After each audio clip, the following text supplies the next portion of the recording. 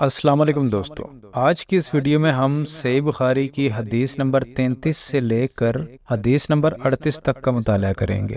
حدیث نمبر 33، آپ صلی اللہ علیہ وآلہ وسلم نے فرمایا، منافق کی علامتیں 3 ہیں: جب بات کرے جھوٹ بولے، جب وعدہ کرے اس کے خلاف کرے، اور جب اس کو امین بنایا جائے تو خیانت کرے۔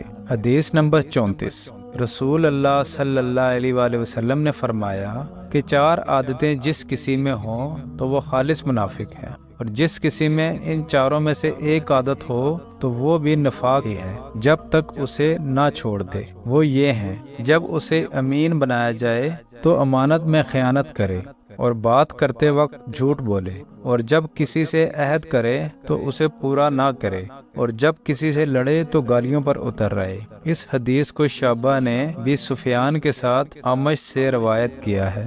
حدیث نمبر 35، رسول اللہ صلی اللہ علیہ وآلہ وسلم نے فرمایا، جو شخص شب قدر ایمان کے ساتھ محض ثواب آخرت کے لیے ذکر و عبادت میں گزارے، اس کے گزشتہ گناہ بخش دیے جاتے ہیں۔ حدیث نمبر 36، آپ صلی اللہ علیہ وآلہ وسلم نے فرمایا کہ جو شخص اللہ کی راہ میں جہاد کے لیے نکلا، اللہ اس کا ضامن ہو گیا۔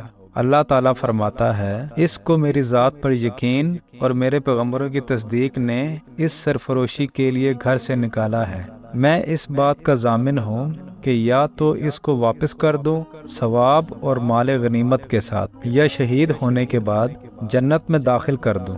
رسول اللہ صلی اللہ علیہ وآلہ وسلم نے فرمایا، اور اگر میں اپنی امت پر اس کام کو دشوار نہ سمجھتا تو لشکر کا ساتھ نہ چھوڑتا، اور میری خواہش ہے کہ اللہ کی راہ میں مارا جاؤں، پھر زندہ کیا جاؤں، پھر مارا جاؤں، پھر زندہ کیا جاؤں، پھر مارا جاؤں۔ حدیث نمبر 37، حضرت صلی اللہ علیہ وآلہ وسلم نے فرمایا، جو کوئی رمضان میں راتوں کو ایمان رکھ کر اور ثواب کے لیے عبادت کرے، اس کے اگلے گناہ بخش دیے جاتے ہیں۔ حدیث نمبر 38، حضرت صلی اللہ علیہ وآلہ وسلم نے فرمایا، جس نے رمضان کے روزے ایمان اور خالص نیت کے ساتھ رکھے، اس کے پچھلے گناہ بخش دیے گئے۔